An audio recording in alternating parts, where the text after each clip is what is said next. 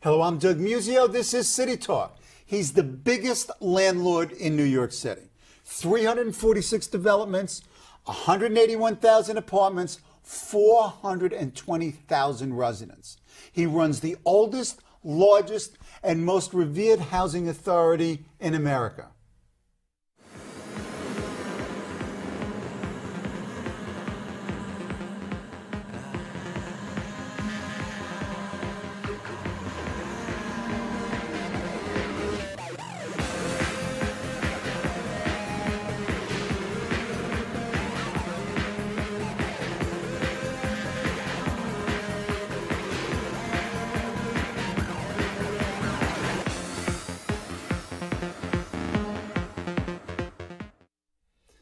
He's Tino Hernandez, chairman of the New York City Housing Authority.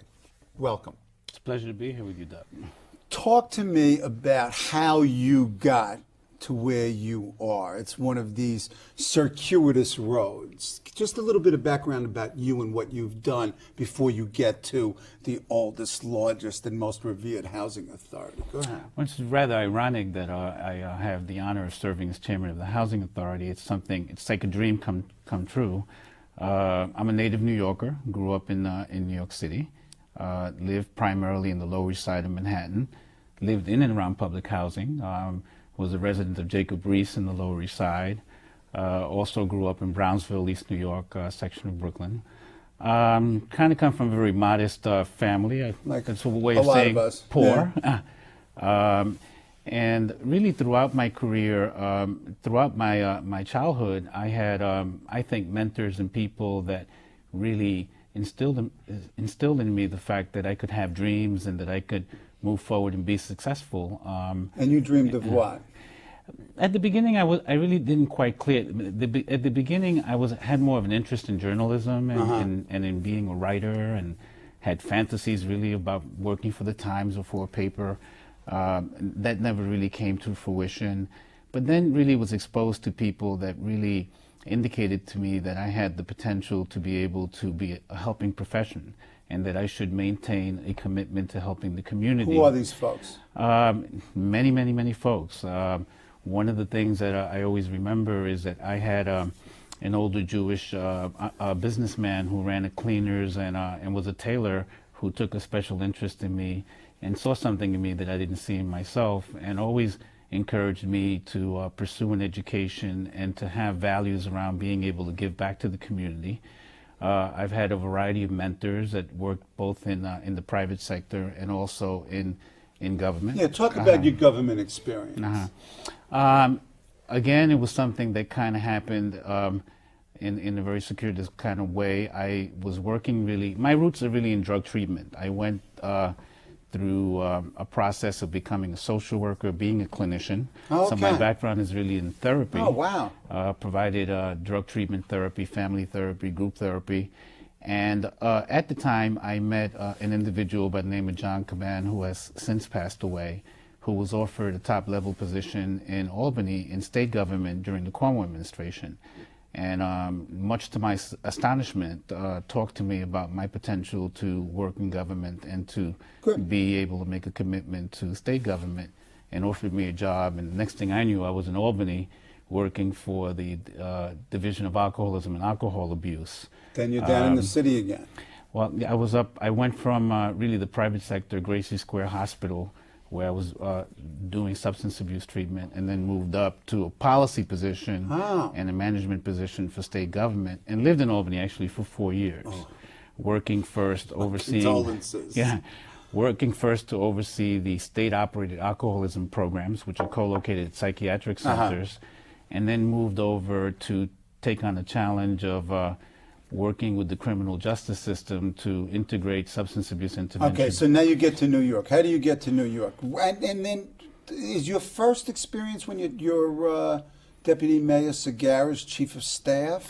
No, I actually returned to the private sector to serve as vice president of Samaritan Village, which is a large drug treatment agency here in New York, with multiple facilities throughout the city.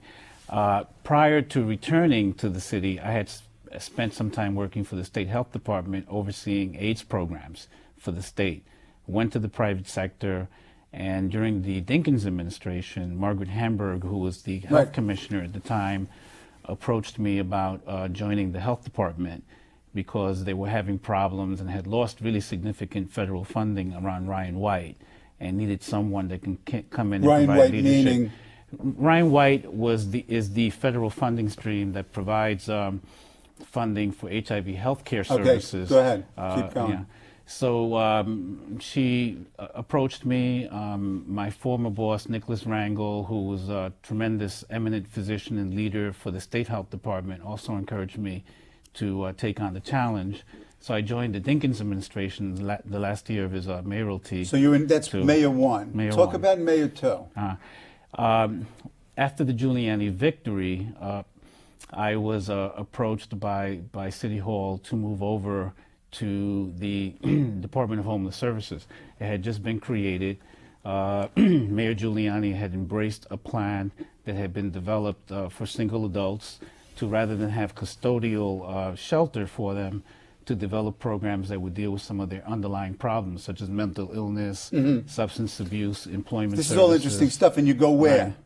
Went to the Department of Homeless Services as Deputy Commissioner, and really took on the leadership role of privatizing the shelter systems to develop these programmatic shelters, which was a major undertaking, and one that I found particularly gratifying. And then you moved to? When did you hit City Hall? After the Department of Homeless Services, I got a call to become the Chief of Staff to the Deputy Mayor for Education and Human Services, and I served in that capacity for 2 years. And she had a huge portfolio, social service agencies, HHC. Correct, right. She That's had a big portfolio. She, at the time, was member of the Board of Education and also served as Deputy Mayor for all of the human services in the city. Okay, how do you get? So you go through this from social work. How do you get the call to be the head of the Housing Authority? What's the deal? Well, Doug, I had a job in between that. During a period of time, there were problems at the Department for Juvenile Justice, and I received a call and was appointed in Mayor Giuliani's second term. That was a big problem. As Commissioner of Juvenile Justice to address some of the problems that existed there. Yeah. So I was there about 3.5 years. Right. And then really in the last year of Mayor Giuliani's administration, was actually testifying in front of the City Council on behalf as Commissioner of Juvenile Justice, and received the call that Mayor Giuliani wanted to see me the next day, and that led to my appointment of Chairman of the Housing Authority. Now, do you know housing? I only was around housing because obviously housing is an integral component of any kind of social service agency, regardless of whether you're working in homelessness, if you're working in AIDS, whatever it is. Housing is certainly an important need for all of our constituents. So I had some familiarity with the Housing Authority also from City Hall. It was part of the portfolio that I oversaw. Now, what didn't you know when you were in City Hall that you got there and you're there a month and you say, this is the reality? What didn't you know? The interesting thing about going to the Housing Authority is that for many years, the distinction that I would make is that I knew the professed reputation of the Housing Authority. It's considered the premier housing agency in the country. You bet. That was part of my lead. Is it true? Yeah. It is true. Okay. And I was dubious at first when I arrived there, but it was certainly not perfect. There were many issues that needed to be addressed. But I did really start with an agency that really had a national reputation, if not a world reputation, that really had a staff. We have a staff that not only has a professional but deeply personal commitment. And then the reputation works for you and the staff works for you. I mean, are there any countervailing values? I mean, sometimes they can work against you. I would think that what the Housing Authority needed at the time, one was to really understand that we were in for austere financial years vis-a-vis the federal government. And that the funding context collapses, and we'll talk about that. Right. And then also to provide some clarification about the mission of the Housing Authority. It had moved in many different directions, and I sort of was able to come in and create an integrative plan of how we would be able to move What's forward. the vision?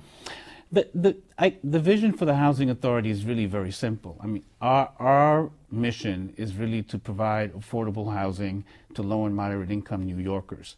That is our core business. We're property managers. We have a vast system, as you know, of 346 developments. So go through the numbers. 346 developments. About 181,000 apartments in conventional public housing. That's not to mention then about 88,000 Section 8 units. We have the largest Section 8 program in the country as well. So combined, we service over 700, So you've got the 1,000, 15th largest city in the country, thereabouts. Yes. And we're essentially part and parcel of New York City. We're part of the fabric of New York City. We have developments throughout the city of New York. Talk about so you're there, you got the call, you take over. How do you as a new leader figure out where you are and where you want to go?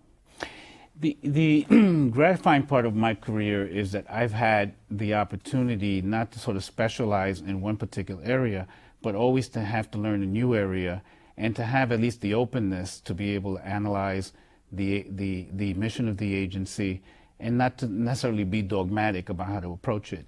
And to learn from the people that are the experts. And I've built enough confidence from having to do it over and over again. I went from substance abuse to AIDS. I had to expose myself to dealing with criminal justice issues. I had to learn juvenile justice and detention and prevention programs. And each of those policy areas and bureaucracies are different. Is this a particular, it just seemed that given its massive size, it might have been a more overwhelming bureaucracy than juvenile justice, for example. Yes, but I would remind you that the homeless system is also a rather large system. I actually go through a process of adapting and really reflecting and really analyzing and taking a look at an organization and really going through a process of understanding its internal strengths, its weaknesses, and then more importantly, really taking a look at the external environment and what are the opportunities and threats. Okay, let's talk about opportunities and threats. You mentioned earlier the federal commitment to housing is either comatose or dead, virtually, and cutting back. I mean, it's dawn of the dead. The dead are born again. You've got budgetary constraints from cities and state, basically. You've got cuts. How do you talk about your fiscal situation right now? What is your status? What are you getting? What were you budgeted to get? And what do you need? Well, get in trouble. Yeah, I would say that that one of the things that I can do is sort of take a look at the external environment, identify threats. Upon my arrival, immediately I knew that we were going to have austere funding years from the federal government moving forward, so that it was imperative that the Housing Authority got its financial situation in order. Internal fiscal management. Right. Because the thing is it in order? Yes. We've been able to balance our budget. We started balancing our budget. We went through an entire process of looking at... Is that the only measure, though, in terms of fiscal? I mean, I would think that in such a massive operation that involved supply, I mean, yours is worse than the Board of Ed in terms of its ability to be, somehow... Yes, but it really required us being able to take a look at how we were expending financial resources. Right. We went through a process of eliminating administrative layers, which we thought it was too bureaucratic. We were able to eliminate redundancies and duplications of services. We streamlined the agency, created efficiencies. We did take a look at the way that we were ordering our supplies, equipment, and the like, and we've been able to make improvements in those areas. And I really had to convince the staff that we needed to really get our house in order, manage within our means. But was that enough? And then that put us in a position to be able to go to Washington and really make our case. Wanted to be comfortable that we were maximizing our resources, that we had the accountability, and that we were expending taxpayers' dollars effectively. Did you convince them? Yes. You get? It's been, Doug, a fight every year because you're right. There has been a sea change in policy and ideology at the federal level, and every year we have had to fight a good fight to ensure that we've gotten our operating subsidy, which covers public housing, our Section 8. We've had several years of having to fight with the federal government on that. And we've also seen some reductions in our capital program. Okay, let's talk about the state and the city. I mean, talking about your capital program, that would be coming out of either city or state funds. My understanding, and correct me if I'm wrong, is that the subsidy, if you will, is stagnant or relatively declining to you guys. Our capital funding also comes from the federal government. Oh, it does? It does, exclusively? Yes. Oh, yes. okay. I was mistaken. Maybe some nominal debt service from the state and the like, but it principally comes from the federal government. Thank you. We, with Mayor Bloomberg, who, by the way, Doug, has paid tremendous attention to public housing, which he's been tremendously supportive of me, tremendously supportive of the authority. Well, he took an interest from the very beginning, and I would say that probably the most important or the seminal thing that I believe the mayor did is that when the mayor was Mayor-elect Bloomberg, he realized that New York City was atypical of the rest of the country. We in New York City have 3 housing agencies. I was going to get to this. Go ahead. Go through the alphabet soup. We have the Housing Authority, right, which is primarily a property manager and provides housing to people of low and moderate income. Go ahead. We have the Department of Housing Preservation and Development, which is really the developing arm of the city and does a lot of the public-private ventures to expand housing in New York City. And the commission is? That's Sean Donovan. Right. And then Emily Yusoff is the Who's head been of a guest here. of the Housing Development Corporation, which handles all of the complex revenue and funding and tax credit issues to develop housing. So you guys, I mean, mesh, I mean, you're going to say this, mesh well. I mean, is there overlapping stuff that gets in the way? What's the first thing that I would give Mayor Bloomberg credit for, because when he came in and he understood there were 3 agencies, he made it very clear that he wanted an integrative plan from all 3 agencies, one that maximized our technical expertise as well as our resources. And that kind of culminated into the mayor's marketplace plan to preserve and expand affordable housing by 68,000 units. So is there more conversation among and between those agencies than you see at other agencies? And I'll give you some examples. The first example I would give you is that we work very closely with the housing development, with the Housing Preservation and Development, to take a look at our own inventory of land and buildings and come up with collaborations to work with them. So we have had already great success. We identified, for instance, that I had tenement buildings out on University Avenue. I had 3 of them that were vacant. I thought it was unconscionable to have buildings that were in disrepair. Oh, I'm sorry. That were in disrepair and not being used. Sure. We partnered with HPD. We let out a solicitation, picked out a developer, and there was also an adjacent vacant lot on that property. That now we have a developer who's rehabilitating the 3 buildings and doing new construction on that site. Will turn out to be about 220 affordable apartments. Nice to have a hot market in terms of that development. Let's go back to your agency, though, and the budget. What does it prevent you from doing? It's got to hurt. Right. Well, the thing that I will say, Doug, is that I was able to assemble, I think, one of the best teams in the city. This will get me in trouble, but I think I put together a cabinet that I said. But you still got to answer the money question. Right. So the first thing that we did was to make sure that we balanced our budget internally because we felt that was important.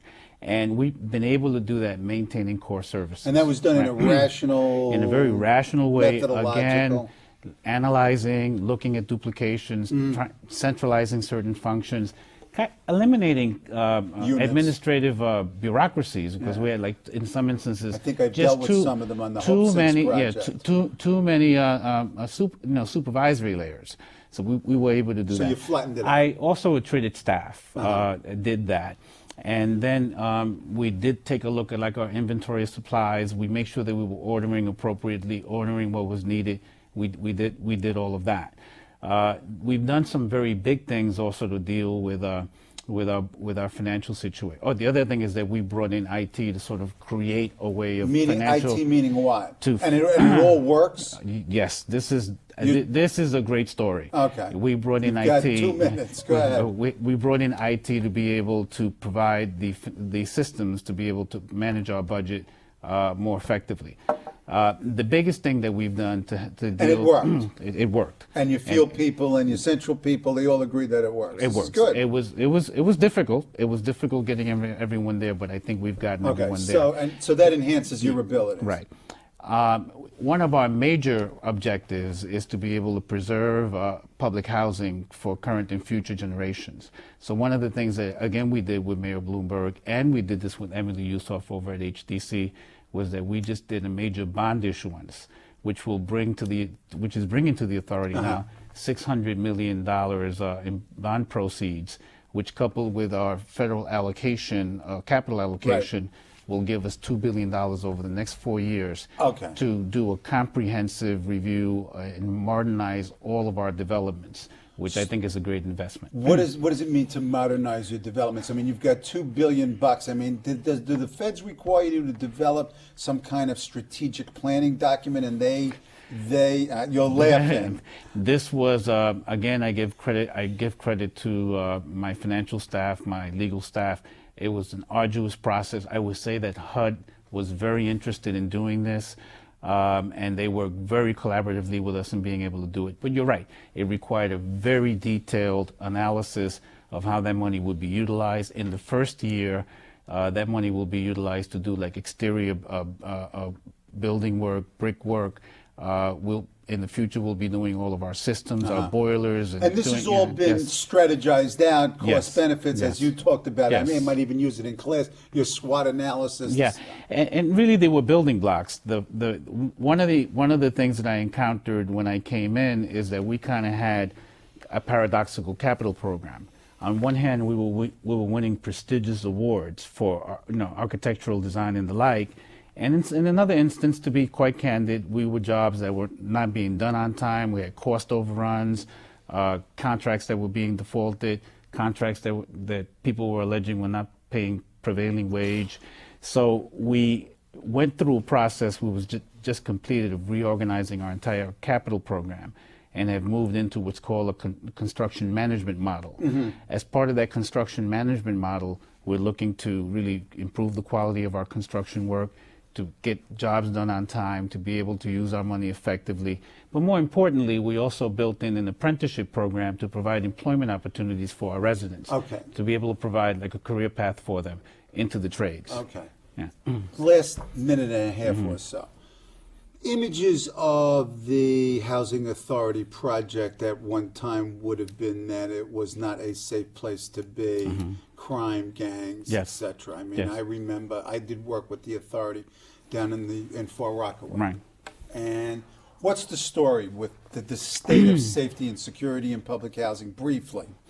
This is another instance where the mayor really posed a question to me, Mayor Bloomberg.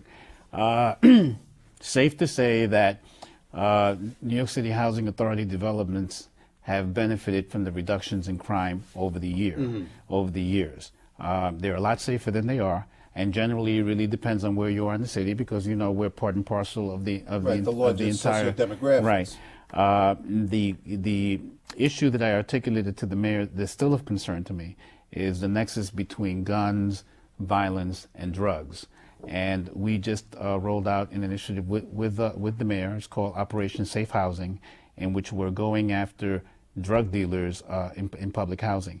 We work very closely with the police department. I mean, we have one of the best relationships, I think, in being able to sort of move forward and do that. So there's several components to Operation Safe Housing that are more surgical in targeting really those issues. 15 seconds, literally. Housing Authority in 10 years. Housing Authority, I believe that the changes and the initiatives that we've instituted are just that, institutionalized, that I think put the agency in a good place. Our financial practices, I think, have been institutionalized. It will help the agency to manage money for the future. We have an ambitious capital program to preserve housing, which will go on, and I think we'll have housing available for future generations. We have employment programs that are looking to sort of uplift the people, our residents in public housing. So I think that we have a legacy that we can be proud of. We hope so. Thank you. Thank you, Doug. You ever get the feeling the mayor is like a crotchety old man sitting on his front porch yelling, "Hey, you kids, get off of my lawn!" During the 2004 Republican National Convention, the city refused to allow an anti-war group to hold a mass rally on the Great Lawn in Central Park. Bad for the grass, you know. So the question is, what's more important, free speech or protecting a beautiful resource? Free speech. Protesters should be able to rally together in any number if they're trying to fight a cause that's just. All we're doing is protecting the city's public investment and private investment in lawn according to the same standards we've always had, which are content neutral.